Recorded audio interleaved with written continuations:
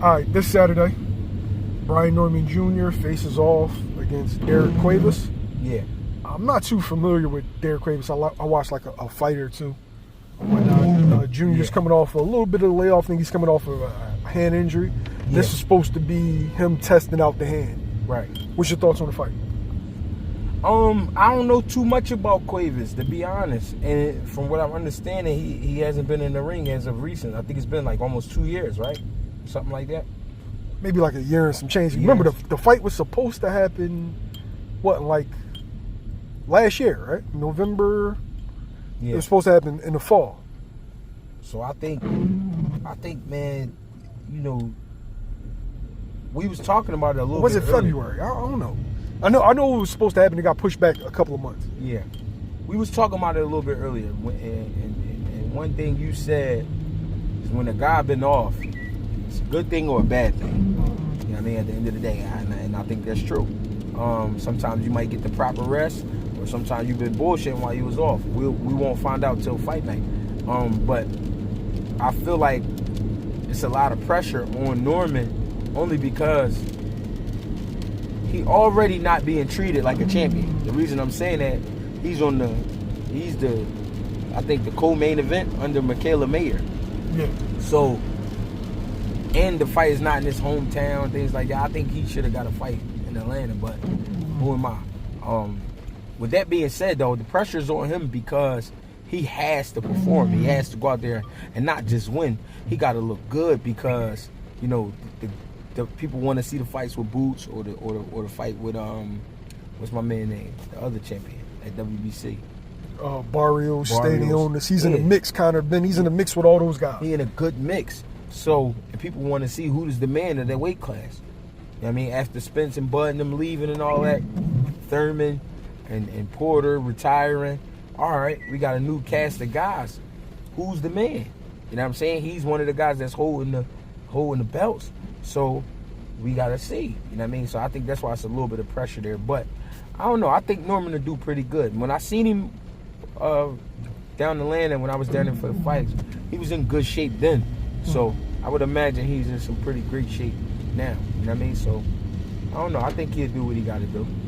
Here's my beef with the situation. The Top Rank does an excellent job, probably the best job of building prospects into contenders and world champions. Yeah.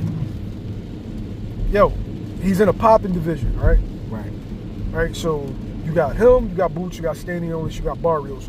But also you got the 35s that started their career at 35s who are superstars moving up to 47, right? So now you got Dav, you got Ryan, you got Teofimo Lopez. So now the division is just full of intriguing matchups. Yeah. Since when don't an undefeated world champion get a hometown fight? Like, you don't even know if he can draw or not because you're not giving him the fucking opportunity to. Yeah.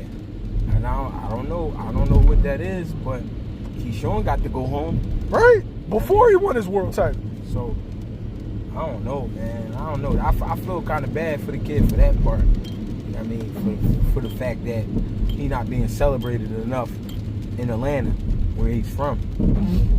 But I think if you brought a main event down there for a title, I think the people would come out.